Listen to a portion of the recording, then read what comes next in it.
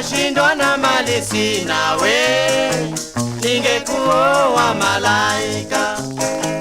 Nashindwa na mali sina we, ningekuoa malaika. Howard Siegel. I was a Peace Corps volunteer in Tanganyika. The first thing that scared the daylights out of me is they pointed me to a bike. And I said, it's cold up here. Why do I want a bike? I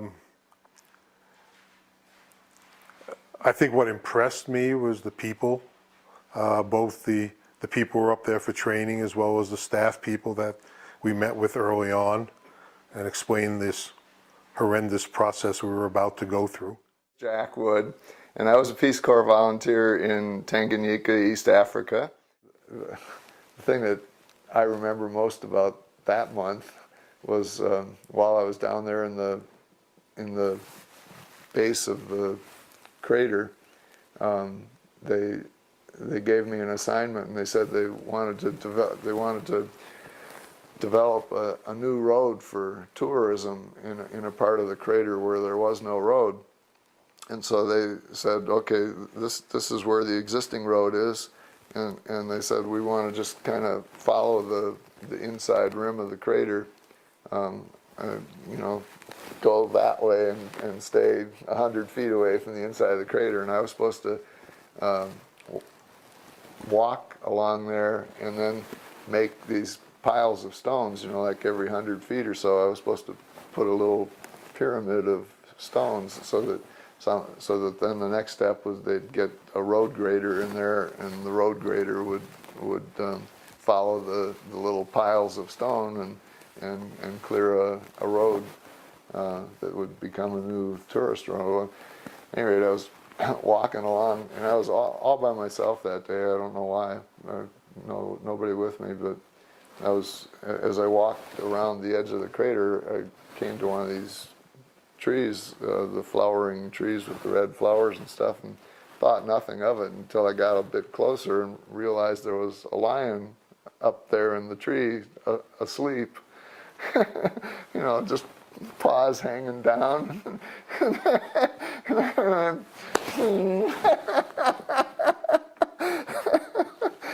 Tiptoeing around the tree to get by the darn lion as fast as I could. But that's a day I won't forget for a while. I was in Dodoma for probably about, I don't remember, probably about 10 or 11 months. Maybe that's too long, I don't know. Had some medical issues, and the decision was made to bring me down to Dar. Can you say a little bit about your medical issues? Usually that's a question about health issues when you're over there. What were your health issues? Well, for a while they didn't know, and that's why they wanted to bring me back out. What were your symptoms? Well, just humongous headaches. You know, they ran what tests they could. I made a number of trips down to Dar. So I don't know that it was a turning point. I guess the turning point was when the doctor decided to bring me back into Dar, because just at that point I knew I had no knowledge of what was going to happen, whether he was going to poke me and look at me for a day or a week or whatever and send me back to Dodoma, whether he was going to give me something else to do, whether he was going to put me on a plane and ship me home. Eventually that's what he did, but they got another 6 or 8 or 10 or however many months out of it, and in all fairness, I'm glad we got that extra time. Well, it was terribly abrupt. I had been in Dar for the weekend. They said stay another day, so I guess Monday I stayed in Dar. Probably went back up to Bagamoyo Tuesday morning. Told the teacher that would be my last day. And I guess Wednesday I started packing because I had to go back to Dar Wednesday because I was on the plane Thursday. I remember taking a bunch of stuff and throwing it in the footlocker and telling my roommate, you know, just throw whatever else is in there because they'll come get it, because I took the bus back to town. I couldn't take it with me. And then on the plane, next stop, Washington, D.C., into a taxi. to the hospital. You know, I got off the plane. It was late on a midday, noon, whatever, on a Friday. Remember, it was a Friday. I called the number that they gave me to call at the Peace Corps office in Washington. Talked to the person. Said, okay, get in a cab and go to George Washington University Hospital, and go to the front desk and tell them you got a reservation. And I checked into the hospital, and actually nothing happened until Monday because it was the weekend. And then Monday, the doctors came in. I never saw a Peace Corps person in the hospital. When I finished at the hospital, they had left. I talked to them on the phone. There was a message to go to a hotel and check into this hotel. And I checked into the hotel for a day or two or three because it was another weekend. I was in the hospital about 10 days. And then I got the word that next Monday morning, you're finished. You know, here's your ticket. Adios. And it was over. So There's no any kind of debriefing or anything? Nothing. You know, whatever debriefing there was had been done in Dar, and I don't recall very much of that at all. You know, I couldn't tell them anything about what was going on up in Dodoma because I had been gone, and you know, there was nothing going on in Bagamoyo, other than it was still there when I left. So, you know, there was nothing to debrief. You know, from a medical standpoint, spent time with the doctor talking, and he just said, it's probably best at this point to send you out of here, and let's see if we can find out. And like I say, they poked, they prodded, they pushed, they pilled me, they x-rayed me, they scanned me, they did everything, and they just decided, well, you got headaches, and you're going to probably have headaches for a while, and if we don't know what started them, we can't tell you how to stop them. The hospital was nice, had clean sheets, nice doctors, nice nurses. A doctor's story if you want. That was in February of '66. There were what? Just saying. Well, that one's okay. Go ahead. Okay.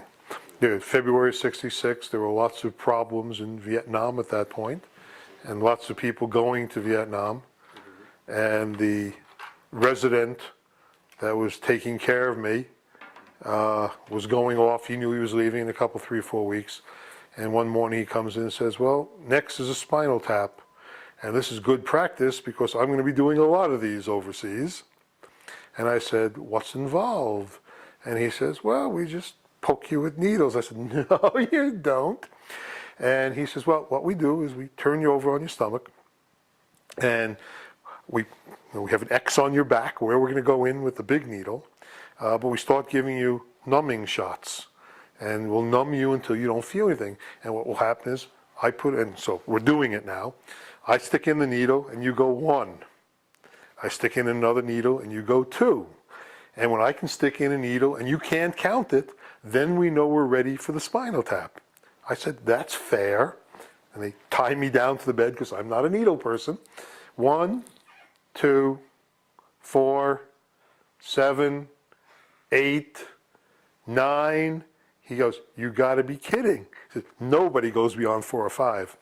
12, 13, he says, I can't give you any more. And to this day, I can show you with my finger the spot that the big needle went in. Because I could feel it going in.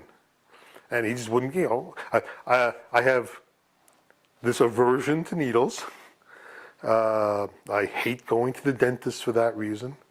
I used to have a real problem going for a blood test because they would poke you in the arm with that. And I've gotten over that much of it anyway, but I still just don't like needles. And he could not believe that I could still feel the needle going in. And I wasn't making it up because, he'd wait, and wait some more. And I'd go 15, 400, 399. But yeah, there were a whole bunch of needles. There was well over a dozen needles, and nobody went that far. And then the fun part is after they finish taking out the spinal fluid, you just have to lay there. You can't move for hours and hours and hours and hours.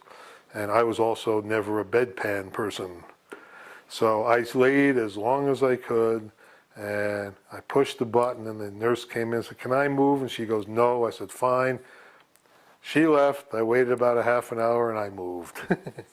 I crawled out of bed, and I crawled into the bathroom, and I crawled back to bed, and I got back on my stomach, and they thought I was laying there when they finally came back later and said, "Okay, you can move now. You can roll over." I said, "Thank you." But yeah, that's my.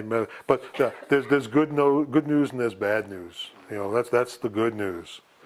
The bad news is, I left the hospital. They sent me home. I got home. Somebody at the Peace Corps told the draft board, "Oh, he's no longer with us." So I'm home a week, 10 days, and the letter comes saying you're 1A. I go, "Oops." It turns out it wasn't a problem. Because a month or two later, they sent me the letter for the physical. And I went in New York City. Everybody from all over New York takes the physical at one place down at the Battery. And you take your physical with 600 or 800 people at the same time. And you start off in a big auditorium. And some sergeant gets up at the podium, and he's got a couple cases of folders with him. He said, "I'm going to call your name up for the people who have submitted medical documentation. Come up and get your folder." And I was the only person in the 600 or 800 people who had a corporal carrying my box of documentation around. Because as soon as they say you're taking a physical, I said, "Hello, Washington, I need a copy of my records sent to the draft board." And it didn't take but hour and a half of this 6-8 hour ordeal. They said, "You need to go see somebody." And I was out. I was 4F because of the headaches. And in New York City, when they decide you're no longer eligible, they put you in a little room, and a health service nurse comes in and tries to explain to you how city health services can help you with your problems. And I said, "I don't care about my problems. I know, just tell me, am I in or out?" She says, "I'm out." I said, "Thank you, goodbye." And a lot of people I know were going over at that point. And that's, if they had drafted me at that point, there wasn't time to get back into school. So I would have been off to Southeast Asia. But I appreciate those who went, and happy that they went to help do what they had to do. But I really didn't want to go. Nami nifanyeje, kijana mwenzio, nashindwa na mali sina we, ningekuoa malaika. Nashindwa na mali sina we, ningekuoa malaika.